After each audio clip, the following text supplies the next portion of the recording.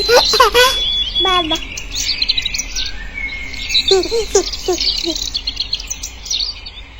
कहानी की शुरुआत जंगल के उस हिस्से से होती है जहाँ सालों से कोई नहीं गया था।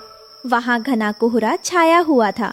सन्नाटे के बीच एक अजीब पेड़ खड़ा था। उस पर लटके बड़े बड़े सफेद मोमोज से भाप निकल रही थी। एक छोटी अनजान चिड़िया रास्ता भटकते हुए वहाँ आ पहुँची। उसे बहुत जोर की भूख लगी थी। वाह, ये क्या है? हाँ, इतनी अच्छी खुशबू, और ये फल तो बिल्कुल मोमोज जैसा दिख रहा है। भगवान ने मेरी सुन ली। चिड़िया धीरे धीरे पेड़ के करीब गई। पेड़ एकदम शांत था, जैसे सो रहा हो। आओ, मेरे पास आओ नन्हे मेहमान। भूख लगी है ना? ये लो गर्मा गर्म खाना। अरे, ये पेड़ तो मुझे बुला रहा है। जरूर ये कोई जादुई पेड़ है। मैं एक मोमोज खाकर देखती हूँ। चिड़िया ने जैसे ही एक डाल पर बैठकर मोमोज पर चोंच मारी। अरे, ये क्या? मेरी चोंच चिपक गई। मेरे पैर नहीं उठ रहे। छोड़ो मुझे। बेवकूफ पक्षी, मोमोज खाने आई थी, अब तुम मेरा भोजन बनोगी। अचानक पेड़ की टहनियाँ सांपों की तरह लिपटी और उस चिड़िया को चारों तरफ से जकड़ लिया। पेड़ ने अपना मुंह खोला और उसे निगल गया। चिड़िया खाकर पेड़ ने अपनी टहनियाँ वापस सीधी कर ली और फिर से एक साधारण शांत पेड़ बन गया। ये तो बस नाश्ता था। अभी कोई बड़ा शिकार आना बाकी है।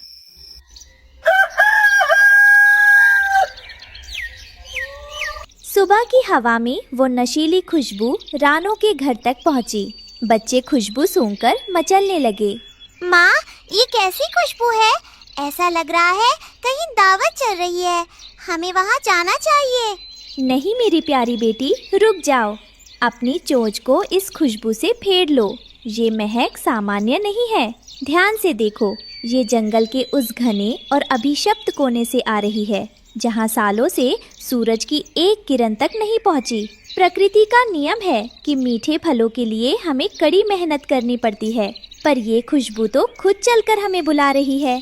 याद रखना बच्चों, बिना मेहनत के मिलने वाली अत्यधिक स्वादिष्ट चीज अक्सर एक जहरीला जाल होती है।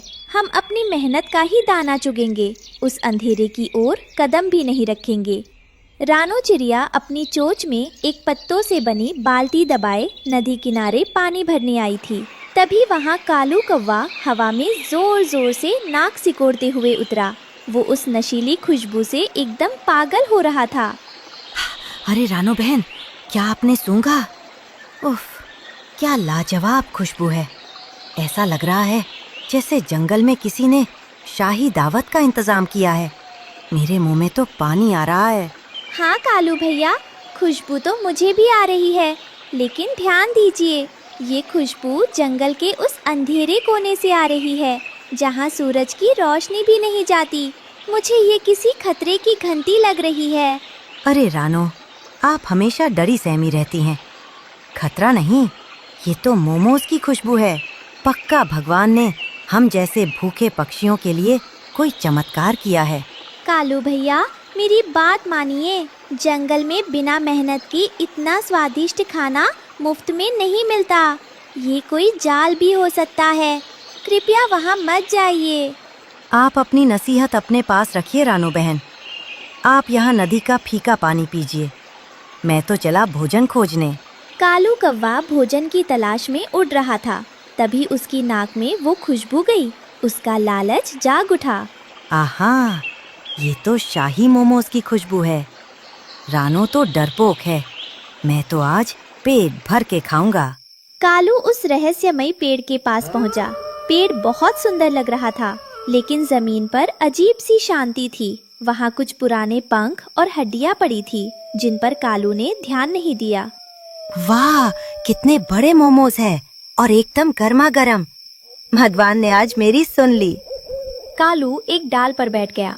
उसके सामने एक बड़ा मोमोज लटक रहा था। जैसे ही उसने मोमोज खाने के लिए चोंच मारी, एक अजीब घटना हुई। कालू की चोंच मोमोज से चिपक गई। वह मोमोज आटा नहीं, बल्कि एक बहुत ही मजबूत गोंद था। मेरी चोंच नहीं खुल रही। तभी पेड़ अचानक जिंदा हो गया।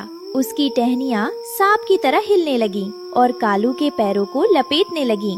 यह एक मांसाहारी पेड़ था जो पक्षियों को फंसाता था। एक और मूर्ख पक्षी, लालच ही मेरा भोजन है। अब तुम मेरे नाश्ते बनोगे। बचाओ, कोई मुझे बचाओ, मैं मरना नहीं चाहता। रानो, जिसे अपनी छठी इंद्री पर शक था, वह चुपके से कालू का पीछा करते हुए वहां आई थी। उसने झाड़ी के पीछे से यह भयानक दृश्य देखा। कालू पेड़ की पकड़ में जकड़ता जा रहा था। हे भगवान, यह तो राक्षस है। कालू भैया बुरी तरह फंस गए हैं। अगर मैंने कुछ नहीं किया तो यह पेड़ उन्हें खा जाएगा। लेकिन मैं इस राक्षस से कैसे लड़ूं? रानो की नजर पास ही उगे एक जंगली लाल मिर्च के पौधे पर पड़ी। उसे एक तरकीब सूझी। उसने जल्दी से ढेर सारी लाल मिर्च अपनी चोंच में भर ली। राक्षस को भूख लगी है ना? अब मैं इसे ऐसा खाना खिलाऊंगी जो यह जिंदगी भर याद रखेगा। पेड़ ने अपना बड़ा सा मुंह खोला जहाँ से वह कालू को निगलने की तैयारी कर रहा था। रानो फुर्ती से उड़कर वहाँ पहुँची। ए दुष्ट राक्षस, अपनी आँखें और मुंह खोल, मैं तेरे लिए असल दावत लाई हूँ। कालू भैया, घबराइए मत, अपनी आँखें कसकर बंद कर लीजिए और जैसे ही पकड़ ढीली हो अपनी पूरी ताकत से पंख फड़फड़ाइएगा। लो राक्षस, ये रही तुम्हारी शाही मिर्च। रानो ने अपनी चोंच में भरी सारी लाल मिर्च का पाउडर और बीज पेड़ के खुले हुए मुंह और उसकी आंखों में डाल दिया। मिर्च लगते ही पेड़ तड़प उठा। उसे जोर जोर से छींकें आने लगी और जलन होने लगी। आह, जलन! ये क्या है? आग! मेरे मुंह में आग लग गई। आह छी! आह छी! दर्द के मारे पेड़ की पकड़ ढीली पड़ गई। उसकी टहनियाँ झटकने लगीं। जैसे ही पकड़ ढीली हुई, कालू नीचे गिर गया। उसकी चोट से वह चिपचिपा मोमोज छूट गया। रानो ने तुरंत कालू का पंख पकड़ा। कालू भैया, जल्दी उड़िए, इससे पहले कि वह संभले, हमें भागना होगा। कालू और रानो अपनी पूरी ताकत लगाकर वहाँ से दूर उड़ गए। पीछे पेड़ अपनी डालियाँ पटक रहा था। बहुत दूर आकर दोनों एक पत्थर पर गिरे। कालू बुरी तरह कांप रहा था। उसकी आंखों से आंसू बह रहे थे। उसे विश्वास नहीं हो रहा था कि वह जिंदा है। रानो बहन, आज तुमने मुझे नई जिंदगी दी है। मैं लालच में अंधा हो गया था। अगर तुम नहीं होती तो मेरे बच्चे आज अनाथ हो जाते। शांत हो जाइए कालू भैया, अब खतरा टल गया है। आज कुदरत ने आपको दूसरा जीवन दिया है। मैंने आपसे कहा था ना कि जान बची तो लाखों पाए। जो चमकता है वो हमेशा सोना नहीं होता, और जो महकता है वो हमेशा भोजन नहीं होता। लालच एक ऐसा पर्दा है जो हमारी आंखों के सामने की खाई को भी छिपा देता है। आज के बाद कभी भी किसी ऐसी चीज पर भरोसा मत करना जिसके लिए आपने पसीना ना बहाया हो। चलिए अब घर चले, आपके बच्चे आपका इंतजार कर रहे होंगे। कालू ने उस दिन कसम खाई कि वह कभी किसी अनजान चीज के लालच में नहीं आएगा। उस डरावने पेड़ की कहानी पूरे जंगल में फैल गई और फिर कोई पक्षी उधर नहीं गया। एक शाम जंगल के रास्ते से गुजरते समय एक इंसान का चालू मोबाइल फोन घास में गिर गया। कालू कौवा दाना ढूंढ रहा था। तभी उसे वहाँ से संगीत की आवाज सुनाई दी। उसने देखा कि एक चमकती हुई चौकोर चीज घास में पड़ी है। अरे, ये कैसी जादुई चीज है? इसमें से तो इंसानों के गाने बज रहे हैं और ये रंग बिरंगी रोशनी भी दे रहा है। अगर मैं इसे जंगल में ले जाऊं तो सबका मनोरंजन होगा और सब मेरी वाहवाही करेंगे। मैं तो जंगल का सबसे बड़ा हीरो बन जाऊंगा। कालू उस भारी फोन को खींचकर एक पुराने सूखे पेड़ के ठूंठ पर ले आया। अंधेरा हो रहा था, इसलिए फोन की स्क्रीन बहुत तेज चमक रही थी। जंगल के छोटे पक्षी उस रोशनी को देखकर वहां जमा होने लगे। कालू भैया, ये क्या है? ये तो जुगनू से भी ज्यादा चमक रहा है। इसमें तो तस्वीरें चल रही हैं। बंटी, ये इंसानों का जादू है। देखो और मजे करो।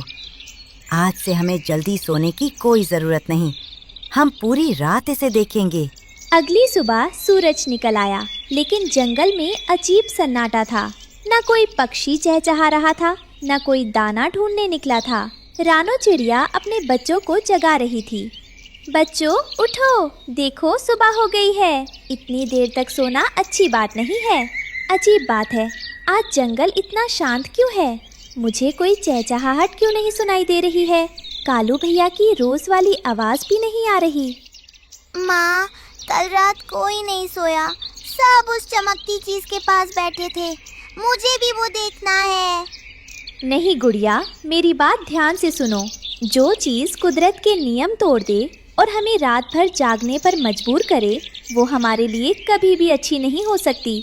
अच्छी नींद और सुबह का दाना सबसे ज़रूरी है। रानो उड़कर वहाँ पहुँची। उसने देखा कि कालू, बंटी और गौरी सब फ़ोन की स्क्रीन में खोए हुए हैं। उनकी आंखें लाल थी और वे थके हुए लग रहे थे, लेकिन उनकी नज़रें स्क्रीन से नहीं हट रही थीं। कालू भैया, गौरी बहन, क्या आप लोग ठीक हो? देखिए, सुबह हो गई है। आप लोग दाना चुगने नहीं जाएंगे? मुझे लगता है कि आपके बच्चे भूख से रो रहे होंगे और उन्हें आपकी ज़रूरत है। उफ, रानो, कृपया आप हमें परेशान ना करें। हम एक बहुत ज़रूरी वीडियो देख रहे हैं। भूख प्यास तो लगती रहती है, ये जादू रोज़ नहीं मिलता। जाइए यहाँ से। कालू का बेटा जग्गू घोंसले में अकेला और भूखा था। वो बार बार नीचे देख रहा था, लेकिन उसके माता पिता नहीं आए। उसने उड़ने की कोशिश की, लेकिन कमजोरी के कारण गिर गया। पिताजी, माँ, मुझे बहुत भूख लगी है। आप लोग कहाँ हो? क्या वो खिलौना मुझसे ज्यादा प्यारा है? जंगल के पेड़ फलों से लदे थे, लेकिन उन्हें खाने वाला कोई नहीं था। फल सड़कर जमीन पर गिर रहे थे। रानो अकेली वहाँ अनाज जमा कर रही थी। उसे जंगल के भविष्य की चिंता सता रही थी। ये जादुई डिब्बा हमारे जंगल को पूरी तरह से बर्बाद कर देगा। इस लत के कारण पक्षी अपना जरूरी काम भूल गए हैं। वे अपनी जिम्मेदारियां भूल गए हैं और रिश्तों की परवाह भी नहीं कर रहे हैं। अगर ऐसा ही रहा तो सब भूखे और बीमार पड़ जाएंगे। मुझे कुछ बड़ा करना होगा। शाम हो गई थी। गौरी कवि को थोड़ी होश आई। उसे चक्कर आ रहे थे। उसने कालू के कंधे पर हाथ रखा। कालू जी, मेरी आंखें जल रही हैं और सिर घूम रहा है। जग्गू अकेला है, चलिए घर चलते हैं। अब और नहीं देखा जाता। गौरी, तुम जाओ अगर जाना है तो। अभी इसमें एक नया गाना बजने वाला है। मैं उसे सुने बिना कहीं नहीं जाऊंगा। तुम कितनी बोरिंग हो। गौरी रोते हुए वहाँ से उड़ गई, लेकिन कालू वहीं जमा रहा। अचानक आसमान में काले बादल छा गए। पक्षियों के पास एक खास शक्ति होती है जिससे वे तूफान को पहले ही भांप लेते हैं। लेकिन कालू फोन की तेज आवाज के कारण बादलों की गड़गड़ाहट नहीं सुन पाया। बाकी पक्षी भाग गए, लेकिन कालू कान लगाए बैठा रहा। तेज आंधी शुरू हो गई। बारिश की मोटी बूंदें गिरने लगीं। अचानक फोन की स्क्रीन पर एक लाल निशान आया और पुच की आवाज के साथ फोन बंद हो गया। बैटरी खत्म हो गई थी। अरे, ये क्या हुआ? बंद क्यों हो गया? चालू हो जाओ, मुझे वो गाना सुनना है। अभी नहीं, चालू हो जाओ। फोन बंद होते ही वहाँ घुप अंधेरा छा गया। अब कालू को सिर्फ आंधी की साय साय और बिजली कड़कने की आवाज सुनाई दे रही थी। तभी उसे अपने घोंसले की तरफ से जग्गू की चीख सुनाई दी। बचाओ पिताजी, पेड़ गिर रहा है, बचाओ। ये तो जग्गू की आवाज है। हे भगवान, मैं इस काले डिब्बे के चक्कर में तूफान को देख ही नहीं पाया। कालू गिरते पड़ते अपने घोंसले तक पहुंचा। डाल टूट चुकी थी। गौरी और जग्गू एक पत्ते के नीचे दबे हुए कांप रहे थे। कालू ने जल्दी से पत्ता हटाया और उन्हें अपने पंखों में छुपा लिया। गौरी, जग्गू, क्या तुम ठीक हो? मुझे माफ कर दो। मैं उस झूठी रोशनी के पीछे भाग रहा था और यहाँ मेरे घर में असली अंधेरा हो गया था। मैंने तुम लोगों को बहुत दुख दिया। कालू जी, उस मशीन ने हमें अपनों से दूर कर दिया था और हमारे बीच दूरियां ला दी थी। शुक्र है कि आप समय पर अपनी होश में आ गए, वरना आज हम नहीं बचते। अगली सुबह मौसम साफ था। कालू कौवा उस मोबाइल फोन को अपनी चोंच से घसीटकर नदी के गहरे पानी में फेंक आया।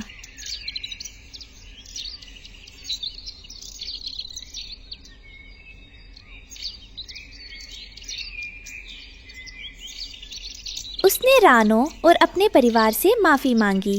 रानो बहन, आप बिल्कुल सही थी। अपनों के साथ बात करने में, उन्हें समय देने में और उनके साथ उड़ने में जो असली खुशी और संतोष है, वो किसी चमकती स्क्रीन में नहीं मिल सकता। आज से मेरा परिवार ही मेरी पूरी दुनिया है और मैं अपनी गलती को सुधारूंगा। कालू भैया, मशीनें हमारा काम आसान जरूर कर सकती हैं, लेकिन वे कभी भी परिवार का सच्चा प्यार, अपनों की गर्माहट और कुदरत की ताज़ी हवा नहीं दे सकती। मुझे खुशी है कि आपको अपनी गलती का एहसास हुआ और आप वापस सही रास्ते पर लौट आए। उस दिन के बाद जंगल में फिर से पक्षियों की असली चहचहाहट गूंजने लगी। उन्होंने समझ लिया था कि असली कनेक्शन अपनों से जुड़ने में है, स्क्रीन से जुड़ने में नहीं।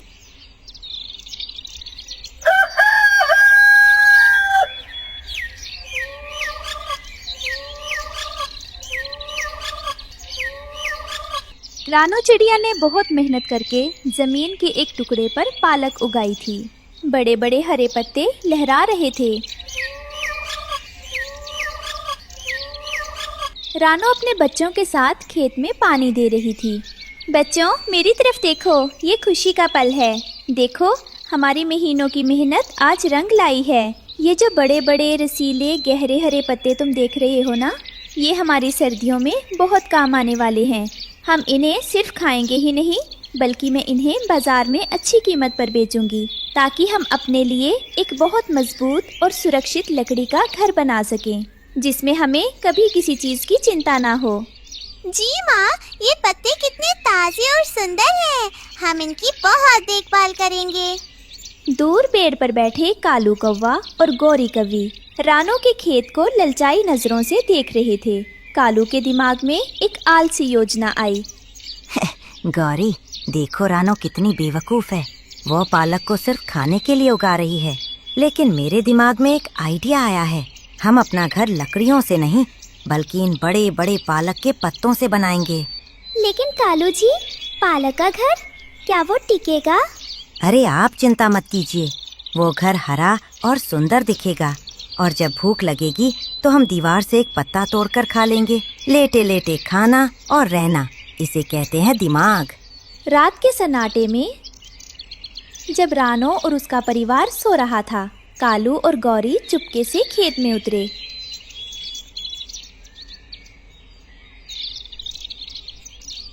उन्होंने एक एक करके सारे बड़े पालक के पत्ते तोड़ लिए। जल्दी कीजिए गौरी, सुबह होने से पहले हमें ये सारे पत्ते अपनी जगह पर ले जाने हैं। रानो को पता भी नहीं चलेगा। बेचारी रानो की महीनों की मेहनत एक ही रात में चोरी हो गई।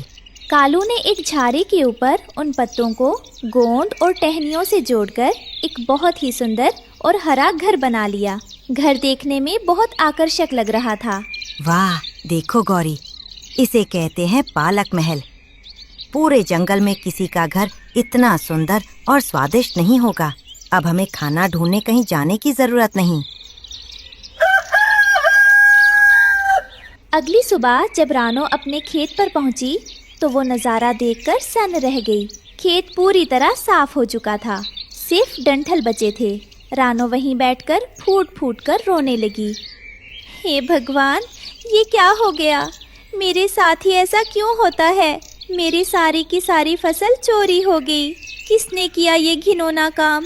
अब मैं अपने छोटे छोटे बच्चों को क्या खिलाऊंगी? मेरी महीनों की मेहनत, मेरा भविष्य, मेरे बच्चों के घर का सपना सब बर्बाद हो गया। जिसने भी ये बुरा काम किया है, भगवान उसे इस पाप की सज़ा ज़रूर देगा और उसे कभी माफ़ नहीं करेगा।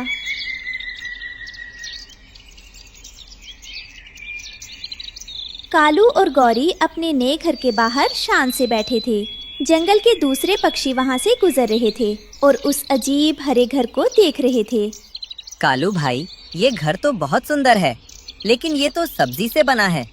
क्या ये सुरक्षित है? बंटी, तुम जलते हो। ये इको फ्रेंडली घर है। तुम लोग मिट्टी ढोते रहो, हम तो मजे करेंगे। कालू भाई, गुस्सा मत कीजिए, लेकिन सच बताइए, अगर तेज बारिश हो गई तो क्या होगा? कहीं आपका घर पालक का सूप बनकर बह तो नहीं जाएगा? बकवास बंद करो। तुम मजदूर हो, मेहनत करना जानते हो। हम स्मार्ट हैं, दिमाग लगाना जानते हैं। चलो भागो यहाँ से, हमारी सुंदरता खराब मत करो। शाम के समय पास के गांव से एक भूखी गाय जंगल की तरफ आ निकली। उसे बहुत जोर की भूख लगी थी। अचानक हवा में उसे ताज़ी पालक की खुशबू आई। कितनी भीनी भीनी खुशबू है। ऐसा लगता है पास में ही ढेर सारा ताज़ा पालक रखा है। आज तो मेरा पेट भर जाएगा। गाय खुशबू का पीछा करते हुए आगे बढ़ने लगी। रात हो चुकी थी। कालू और गोरी अपने पालक के घर के अंदर आराम से सो रहे थे। उन्हें नहीं पता था कि खतरा उनके सिर पर मंडरा रहा है। कालू जी, ये घर सच में बहुत आरामदायक है। कितनी अच्छी खुशबू आ रही है। मैंने कहा था ना, मेरा दिमाग सबसे तेज है। सो जाओ, अब हमें कोई चिंता नहीं। तभी गाय कालू की झाड़ी के पास पहुंची। उसने देखा कि वहां पालक का एक बड़ा ढेर रखा है। गाय ने अपनी लंबी जीभ निकाली और घर के एक कोने को खाना शुरू कर दिया। अचानक कालू की आंख खुली क्योंकि उसके ऊपर की छत गायब हो गई थी और चांद दिखाई देने लगा। घर हिल रहा था। अरे, ये भूकंप कैसा है? और मेरी छत कहाँ गई? कालू जी, बाहर देखिए, एक बहुत बड़ा जानवर हमारा घर खा रहा है। बचाओ! गाय तेजी से उनका घर चबाती जा रही थी। कालू और गोरी को अपनी जान बचाने के लिए पीछे के रास्ते से भागना पड़ा। कालू और गोरी एक पेड़ पर बैठकर कांपते हुए देख रहे थे। देखते ही देखते गाय ने उनका पूरा सुंदर पालक महल खा लिया और डका लेकर वहां से चली गई। अब वहां कुछ नहीं बचा था। मेरा घर, मेरा खाना सब गाय के पेट में चला गया। हम फिर से सड़क पर आ गए। ये रानो की हाय लगी है हमें। हमने उसकी मेहनत चुराई थी, इसलिए हमारा घर किसी और का खाना बन गया। कालू और गोरी रोते हुए रानो के दरवाजे पर पहुंचे। रानो ने दरवाजा खोला। वो अपनी फसल चोरी होने से उदास थी। कालू भैया और गोरी भाभी, आप दोनों इतनी रात को यहाँ मेरे दरवाजे पर क्यों खड़े हैं? मेरे पास आपको देने के लिए कुछ नहीं है। किसी निर्दयी ने मेरी सारी पालक चुरा ली है, जिससे मुझे अपने बच्चों के लिए घर बनाना था। रानो बहन, वो चोर हम ही थे। हमने घर बनाने के लिए तुम्हारी पालक चुराई, लेकिन उसे गाय खा गई। अब हम बेघर हैं, हमें बचा लो। क्या आप दोनों थे? मुझे ये सुनकर बहुत दुख हुआ कि आप दोनों ने ऐसा काम किया। खैर, मैं आपको इस कड़ाके की ठंड में मरने के लिए नहीं छोड़ सकती। भले ही आपने मेरे साथ गलत किया हो, लेकिन मैं इतनी निर्दयी नहीं हो सकती। अंदर आ जाइए और अपनी गलती मानिए। रानो ने उन्हें सहारा दिया और समझाया। देखो कालू और गोरी, आज जो हुआ है उसे हमेशा याद रखना। चोरी की नींव पर बना हुआ महल कभी टिकता नहीं है। वो आज नहीं तो कल टूट ही जाता है, जैसा कि तुम्हारे पालक महल के साथ हुआ। सच्चा और मजबूत घर हमेशा ईमानदारी और कड़ी मेहनत से बनता है, ना कि किसी आसान शॉर्टकट या चोरी से। क्या तुम मेरी बात समझे? मैं समझ गया बहन। आज के बाद मैं कभी चोरी नहीं करूँगा और मेहनत से अपना घर बनाऊंगा। कालू को अपनी गलती का भारी पछतावा हुआ। उसने सीखा कि मेहनत की सूखी रोटी चोरी के पकवानों से कहीं बेहतर।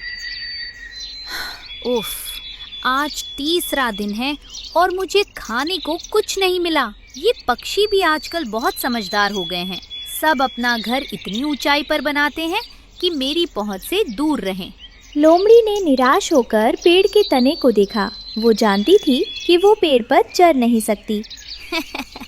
उड़ लीजिए, जितना उड़ना है आप लोगों को, लेकिन याद रखिएगा, जो चीज ऊपर जाती है उसे कभी न कभी नीचे आना ही पड़ता है। मुझे बस किसी की एक गलती का इंतजार है। जैसे ही कोई गलती करेगा, मेरा भोजन बनकर नीचे गिरेगा। लोमड़ी एक गहरी सांस लेकर वहीं पेड़ की जड़ों के पास सूखी पत्तियों के ढेर में छिपकर बैठ गई। वो जानती थी कि शिकार करने से ज्यादा जरूरी शिकार का इंतजार करना है। दोपहर की धूप में कपास का खेत चांदी की तरह चमक रहा था। रानो चिड़िया उड़ते हुए वहां पहुंची और एक नरम कपास के गोले पर बैठ गई। उसे ऐसा लगा जैसे वो बादलों की गोद में बैठी हो। आहा, ये कितना नरम है। मुझे विश्वास ही नहीं हो रहा कि ये प्रकृति में मौजूद है। मेरे प्यारे नन्हे कोमल बच्चों को भला तिनके और कठोर लकड़ियाँ कैसे चुभ सकती हैं? ये रुई तो बादलों के टुकड़े जैसी है। मैं उनके लिए इसी नरम रुई से एक भव्य आरामदायक महल बनाऊंगी। वो दुनिया का सबसे सुरक्षित और सबसे कोमल घर होगा, जहाँ उन्हें जरा सी भी तकलीफ नहीं होगी। रानो अपनी चोंच में ढेर सारी रुई भरकर जंगल की ओर उड़ चली। रास्ते में उसे हरिया तोता मिला। अरे रानो बहन, इतनी सारी रुई लेकर कहाँ जा रही हैं आप? घोंसला बनाने के लिए तो सूखी घास चाहिए होती है। हरिया भाई, आप शायद मेरी ममता की गहराई को नहीं समझ पाएंगे। घास और तिनके अब पुरानी रूखी सूखी बातें हो गई हैं। मेरे बच्चे फूलों की तरह नाजुक हैं और मैं उन्हें किसी भी तरह की खरोच या असुविधा नहीं होने दे सकती। ये रुई उन्हें भयानक सर्दी से बचाएगी और ऐसा एहसास देगी जैसे वे मेरी गोद में हैं। ये मेरे प्रेम का प्रतीक होगा, एक ऐसा घर जो सिर्फ कोमलता से बना होगा। रानो पेड़ की एक मजबूत डाल पर रुई जमा करने लगी। पास ही बैठे कालू कौवा और गोरी कौवी ये देखकर कानाफूसी करने लगे। गोरी, जरा देखो तो महारानी साहिबा रुई का महल बना रही हैं। बारिश में ये महल पानी पीकर भारी हो जाएगा, तब मजा आएगा। सही कह रहे हैं आप, अकल तो है नहीं, बस ममता का दिखावा करना है। रानो के पति टुन्नू चिरा नदी किनारे से कुछ मजबूत टहनियाँ और कीचड़ लेकर आया। वो थोड़ा चिंतित लग रहा था। रानो सुनिए, मुझे लगता है हमें नींव में थोड़ी लकड़ियाँ और कीचड़ लगा देना चाहिए। सिर्फ रुई से घर टिकेगा नहीं। नहीं टुन्नू, बिल्कुल नहीं। आप उन कठोर लकड़ियों को तुरंत दूर रखिए। जरा सोचिए, अगर उन नुकीले तिनकों से मेरे प्यारे बच्चों को हल्की सी भी खरोच आ गई तो क्या होगा? मैं ऐसा खतरा बिल्कुल मोल नहीं ले सकती। मैं इस घोंसले में सिर्फ और सिर्फ शुद्ध कोमल रुई ही लगाऊंगी। ये प्रेम और कोमलता से बना घर है और मुझे पूरा विश्वास है कि ये सुरक्षित भी होगा। 2 दिन की मेहनत के बाद पेड़ पर एक बड़ा सा स्नोबॉल जैसा सफेद घोंसला तैयार था। ये जंगल में अलग ही चमक रहा था। आज भूख बहुत जोरों की लगी है। जरूर कोई छोटा चूजा या अंडा मिल जाएगा। मेरी नजर से कुछ भी नहीं छिप सकता। बुल्ला चील ने एक लंबा चक्कर लगाया। उसकी पैनी नजर हर हरकत को भांप रही थी। वो जंगल का शिकारी था। वो सफेद चीज क्या है? जरूर वहाँ किसी पक्षी के अंडे होंगे। वो घर दूर से ही दावत का न्योता दे रहा है। रानो ने अपने अंडे दिए और वो खुशी से फूली नहीं समा रही थी। घोंसला बहुत ही गद्देदार था। देखो मेरे प्यारे बच्चों, तुम अभी दुनिया में आए भी नहीं हो और तुम्हारी माँ ने तुम्हारे लिए कितना अद्भुत, कितना मुलायम घर बनाया है। ये रुई की गद्देदार सतह तुम्हें यहाँ किसी भी तरह की तकलीफ नहीं होने देगी। तुम हमेशा गर्म और सुरक्षित रहोगे। हाँ, ये मेरी ममता की निशानी है। अचानक मौसम बदल गया। ठंडी हवाएं चलने लगी और आसमान में काले डरावने बादल घिर आए। ताऊ उल्लू ने चेतावनी दी। भाइयों और बहनों, तूफान आने वाला है। सब अपने अपने घरों को मजबूत कर लो और छुप जाओ। टिप टिप करती बूंदें गिरने लगी। शुरू में रानो को अच्छा लगा, लेकिन जैसे ही तेज बारिश शुरू हुई, मुसीबत आ गई। रुई पानी सोखने लगी। अरे, ये क्या हो रहा है? मेरी छत से पानी अंदर क्यों आ रहा है? उफ, ये दीवारें, ये रुई तो अब पानी पीकर इतनी गीली हो गई है कि मेरे पंखों से बुरी तरह चिपक रही है। ये तो भारी होता जा रहा है। अब तक सूखा और हल्का घोंसला पानी पीकर पत्थर जैसा भारी हो गया था। वो नीचे की ओर लटकने लगा। रानो के अंडे ठंडे पानी में भीग रहे थे। हे भगवान, मैंने ये क्या भयानक गलती कर दी। मैं अपने बच्चों को कोमलता देना चाहती थी और इस मूर्खता के चक्कर में मैंने उनकी जान ही जोखिम में डाल दी है। टुन्नू, जल्दी कुछ कीजिए। ये घर, हमारा सारा प्यारा घोंसला टूटकर नीचे गिर रहा है। मुझे डर लग रहा है। घोंसला इतना झुक गया था कि वो टूटने ही वाला था। नीचे एक लोमड़ी मुंह ऊपर किए बैठी थी। आज तो ऊपर से खुद ब खुद नाश्ता गिरेगा। बस थोड़ी देर और। रानो की रोने की आवाज सुनकर हरिया तोता और हरियाली तोती भीगते हुए वहां आए। टुन्नू चिरा पूरी जान लगाकर घोंसले को ऊपर खींचने की कोशिश कर रहा था। रानो बहन, रोना बंद कीजिए।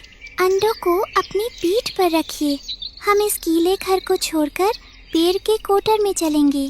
जल्दी करो, डाल टूट रही है। टुन्नू भाई, आप उधर से सहारा दीजिए। तूफान थम चुका था। रानो, टुन्नू और उनके अंडे एक पुराने कोटर में सुरक्षित थे। रानो बाहर झांक कर देखती है। उसका सुंदर रुई का महल कीचड़ में जमीन पर पड़ा था, जिसे लोमड़ी फाड़ रही थी। टुन्नू, मुझे माफ़ कर दीजिए। मुझे पता चल गया है कि सिर्फ एक माँ का प्यार ही काफ़ी नहीं होता। घर को सिर्फ सुंदर या कोमल नहीं होना चाहिए, बल्कि सबसे ज़्यादा ज़रूरी है कि वो सुरक्षित हो, ताकि मेरे बच्चे हर मौसम में महफूज रह सकें। मेरी नासमझी से आज कितना बड़ा खतरा आ गया था। देर आए दुरुस्त आए बेटी। जो घर धूप और बारिश दोनों ना झेल सके, वो घर नहीं पिंजरा बन जाता है। रानो ने सबक सीख लिया था। रुई की कोमलता अच्छी है, लेकिन सुरक्षा के लिए तिनकों की मजबूती सबसे ज़रूरी है।